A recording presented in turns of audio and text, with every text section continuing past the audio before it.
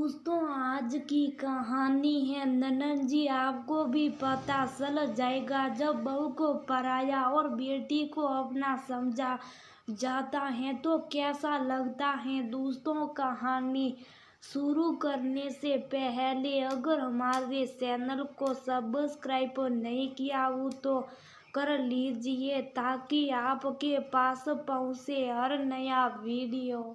उसे हमेशा ही ये बात सताती कि बेटी के जाने के बाद वो अकेली रह जाएगी, क्योंकि बहू को तो ललिता जी ने कभी अपना समझा ही नहीं। सास ननन को चाय नाश्ते की ट्रे पकड़ाने जाते हुए रिद्धि माँ के कानों में उनकी बात के कुछ अंश पड़े तो वह वहीं ठिठक कर सुनने लगी। बेटी, अब तो तुम ससुराल चली जाओगी तो मेरा और तुम्हारे पापा का ध्यान कौन रखेगा?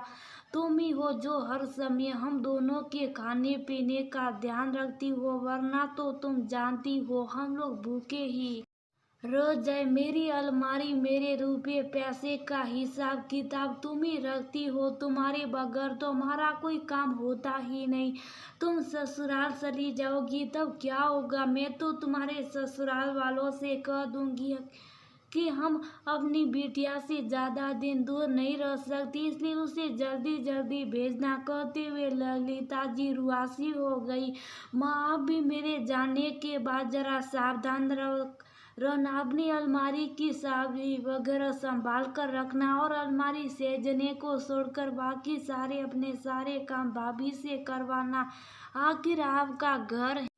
दोनों माँ बेटी की बातें सुनकर रिद्धि माँ से रहा नहीं गया तो ट्रे ननन दिव्या को पकड़ाते हुए बोली, जो लोग बहू को अपना नहीं समझते वह बेटी के ससुराल जाने के बाद अकेली रह जाते। बेटी विदा हो रही तो बहू तो आपके पास है, आप क्यों परेशान हो रही? वैसे भी घर के सारे काम तो मैं ही अकेले करती हूँ। अब दिव्या दीदी के जाने के बाद उनके वाले काम भी मैं कर दिया करूँगी अगर आप इजाजत देगी तो। वैसे आपने कभी बहू को तो अपना समझा ही नहीं। बहू की हर चीज पर आप लोगों का हक है, लेकिन बहू का इस घर की कोई चीज पर हक नहीं है। दिव्या दीदी, ससुराल जाकर आपको भी पता चलेगा कि कैसा लगता जब बेटी को अपना और बहू को पराया समझा जाता है।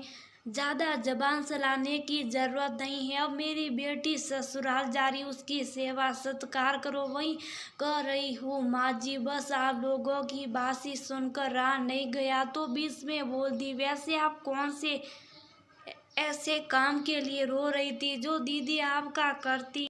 घर के हर काम तो मैं करती हूँ, आप दोनों तो हाथ तक नहीं लगाती। मैं आप लोगों की इतनी सेवा करती हूँ, उसके बावजूद आपको लगता है कि बेटी के जाने के बाद आप अकेली रह जाएगी। हाँ, वैसे आपकी अलमारी, कपड़े, रुपये, पैसे, जेवर वो सब तो दीदी ही संभालती। उन्हें तो आज तक आपने मुझे हाथ तक लगाने नहीं दिया। बाकी घर के काम करने के लिए बहू और जिन चीजों पर सास के बाद बहू का अधिकार होना चाहिए, उन्हें संभालने के लिए बेटी वाह बहुत खूब कहकर रिद्धि माँ घर के कामों में लग गई। घर में ननद दिव्या की शादी की तैयारियां जोर शोर से चल रही, लेकिन दोनों माँ बेटी रिद्धि माँ को इन सब में शामिल नहीं करती। जो भी शॉपिंग करके सामान लाती उसे दिखाए बगैर ही छुपा कर रख देती। कमरा बंद करके घंटों माँ बेटी सब सामान सेजती रहती, लेकिन रिद्धि माँ को झांकने की भी अनुमति नहीं थी। रिद्धि माँ को ये सब बहुत बुरा लगता, लेकिन कहती कुछ नहीं। वो भी अपने कामों में मगन रहती। शादी का दिन भी आ गया। विदाई के समय सासू माँ बेटी से चिपक कर फूट फूट कर रो रही थी। हाय, मेरी बेटी चली जाएगी, मैं अकेली रह जाऊंगी, मेरा ख्याल कौन रखेगा? समधन जी, मेरी बेटी को जल्दी जल्दी भेज दिया करिए, हम अपनी बेटिया के बगैर ज्यादा दिन नहीं रह सकेंगे। दिव्या की साथ रिद्धि माँ की दूर की रिश्तेदार लगती थी, इसलिए उन्हें दिव्या के घर के हालात कुछ कुछ मालूम थे। उन्हें उसी समय लगे हाथ उन्हें समझावन दे डाली। समधन जी, ससुराल जाने के बाद बेटियां अपना घर संभालेगी या फिर मायके में अपने माता पिता को संभालेगी। अब आपकी बहू रिद्धिमा देखिए कितने मन से आप सबकी सेवा करती, उसी तरह दिव्या भी मन लगाकर ससुराल में सबकी सेवा करेगी। उसे भी रोज रोज मायके आने की फुर्सत कहाँ मिलेगी। जब आप बहू को अपना समझेगी, अपनी बेटी समझकर दिल में जगह देगी, तो बेटी की कमी कभी नहीं खलेगी और बेटी के ससुराल जाने के बाद आप कभी अकेली नहीं रहेगी। मैं भी आपकी बेटी को अपनी बहू बनाकर ले जा रही हूँ। दिव्या की सासू माँ रंजनी जी ने दो टूक जवाब देकर उसकी माँ का मुंह बंद कर दिया। दिव्या के जाने के बाद भी सासू माँ का रवैया बहू के प्रति नहीं बदला। वह हर समय बेटी को याद कर कर के रिद्धिमा को सुनाती रहती। एक दिन उसी के ख्यालों में खोए हुए सीढ़ियों से गिर पड़ी। उसी समय दिव्या अपने हनीमून पर घूमने गई हुई थी। सासू माँ ने उसे फोन पर खबर दी कि उसकी माँ सीढ़ियों से गिर गई और उसे बहुत याद कर रही हैं। मेरी बेटी को बुला दो। उसने उधर से माँ को फोन करके साफ साफ शब्दों में कह दिया, माँ अब मेरे बगैर रहने की आदत डालो। मैं इतनी दूर इतने पैसे खर्च करके आई हूँ, अब ऐसे ही बिना घूमे फिरे वापस लौट आऊंगी तो सब पैसे बर्बाद हो जाएंगे।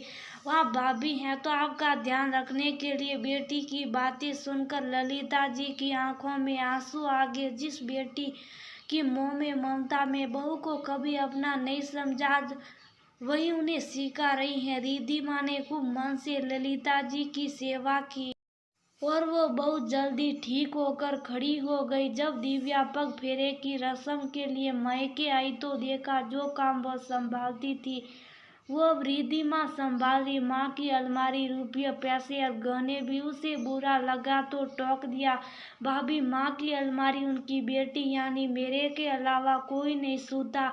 आपको ये हक किसने दिया? मैंने दिया बहू को ये हक। जब मेरी सेवा करने का फर्ज उसका तो मेरी हर चीज पर अधिकार भी उसका। और अब मैं अकेली नहीं हूँ, मेरी बहू हर वक्त मेरे साथ है, जो अपने इस स्वार्थ के लिए मुझे कभी अकेला नहीं छोड़ती। मैं ही भूल गई थी कि बेटी पराई और बहू अपनी होती हैं। ये सब सुनकर रिद्धिमा को बहुत अच्छा लगा। वह समझ गई कि सासू माँ की आंखों से बेटी के अंधमोह की पट्टी हट चुकी हैं और वो बहू की अहमियत समझ चुकी है। दिव्या को भी समझ आ गया अब इस घर में उसकी दाल नहीं गलने वाली, इसलिए वापस ससुराल चलो।